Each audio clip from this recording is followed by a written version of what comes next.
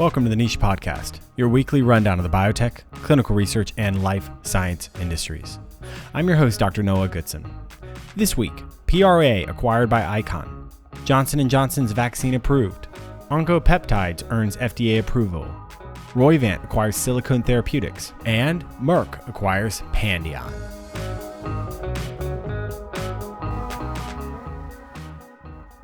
Icon has entered into a definitive agreement to acquire PRA Health Sciences in a $12 billion stock and cash deal, partially financed through Citi.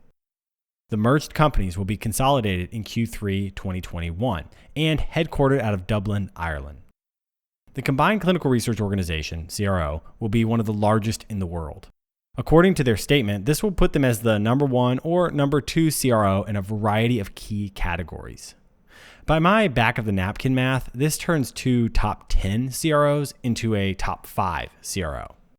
This kind of a massive merger creates a lot of questions in a market that has seen a fair amount of consolidation in the last few years. We've seen Inventive Health and Inc. Research merge into Syneos. Covance got scooped up by LabCorp, and IMS plus Quintiles turned into IQVIA. Now, PRA and Icon make up the newest top 5 organization. These deals are massive and complex, and there are real questions about how much they may or may not help the market. On the one hand, with more and more complicated and rare disease drugs on the horizon, enormous global networks can be integral to successful recruitment and execution of clinical trials. There are also clear changes in how things like AI and machine learning will impact decentralized clinical trial design and execution moving forward. Large companies with massive infrastructure are better positioned for capital investment in these pipelines. It's not always clear that they're better positioned for institutional implementation. What is evident is that the clinical research space is growing. That makes room for more small, mid, and large CROs. In 2020, the market was around $44 billion globally. Estimates put growth at between 5.7 and 9% across the next decade. While deals between top 10 players like this may not happen every quarter, we've highlighted several examples of smaller organizations making similar moves to expand reach. Conversely, there are no examples of divestments like we see so frequently in pharmaceutical counterparts. Because of the changing needs in the market, especially with the alterations in how technology is impacting clinical trial design and implementation, I think we're more likely to see increased consolidation, not decreases, at least for the next few years. But more often than $12 billion deals like this one, they will be companies like IQVIA or Syneos scooping up small to mid-sized companies with a captive audience or a technological innovation. This could be the biggest move in CROs in 2021, but we will definitely keep our eyes on the market as the year progresses. The FDA has approved the third COVID-19 vaccine for use in the United States. Based on the safety and efficacy data available from Johnson & Johnson's clinical trial, this was not a surprise. Check out episode 32 for more. Millions of doses will be distributed in the coming weeks. The benefits of a single-dose vaccine without the same cold chain requirements of the mRNA vaccines should help increase access and speed the rate at which a majority of the population is vaccinated. Counting vaccines from China and Russia, this brings the total approved COVID-19 vaccine count to 12 globally. Developing a new product in the biopharma space is incredibly challenging. There are design barriers, capital to raise, and regulatory hurdles. The SCOPE method provides consultative solutions to navigate industry-specific challenges.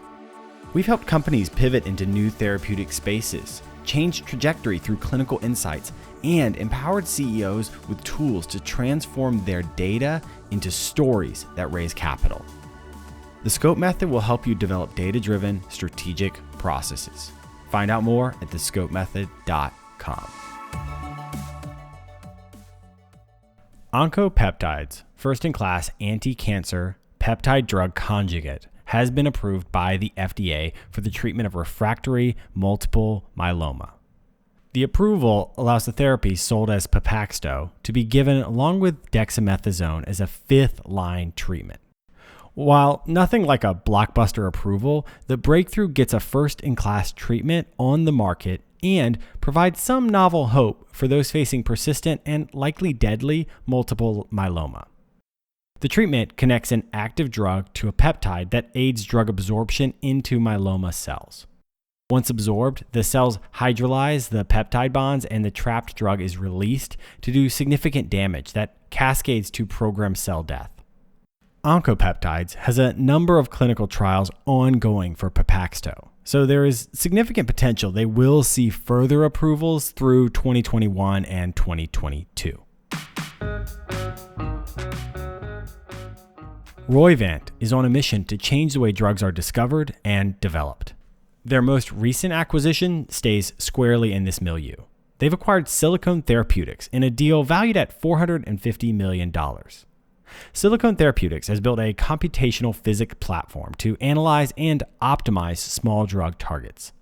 The combination of their computational platform with a specialized supercomputer cluster allows them to make accurate simulations of all atoms in a biologically meaningful analysis.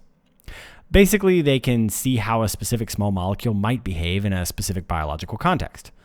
Combined with Roivant's Vant AI protein degradation tracker, this gives them a distinctive suite of tools for developing a variety of novel therapeutics. Roivant's holdings currently have a few phase 3 and at least 10 therapies in phase 2 trials. This means that rubber will meet the road in the next 3 years on whether Roivant's Silicon Valley approach will prove profitable or not. Merck, MSD outside the US, has inked a $1.85 billion deal to acquire Pandion Therapeutics. This deal is relatively typical of these acquisitions. Pandion has several promising drugs in their clinical pipeline, but they also have a key pipeline tool called Talon. In theory, Talon allows for the targeted design of both systemic and tissue-specific candidates to provide targeted drug delivery. Their lead candidate is in phase 1 trials for ulcerative colitis and systemic lupus, but I suspect Merck may also be interested in their PD-1 agonist. Their current cash cow is Keytruda, a PD-1 inhibiting monoclonal antibody. From the outside, it's always hard to know if Merck wants to get the Talon pipeline, thinks that PD-1 agonist from Pandion is a threat or boon, or sees other therapeutics as aligning well with Merck's strategic goals. It's probably some calculated amalgam between these forces. There's no immediate output for this deal. Instead, the Talon platform and Pandion's pipeline will come under Merck's control moving forward. We can expect some targeted phase 2 trials in the back half of 2021. Otherwise, the results of these deals may take some time to see realized. Thanks for joining me on the Niche Podcast, your weekly summary of the top news in the biotech, clinical trials, and life science industries.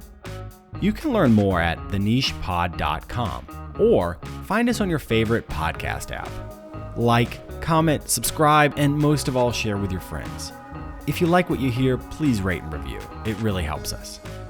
Once again, I'm Dr. Noah Goodson, and I'll see you next week.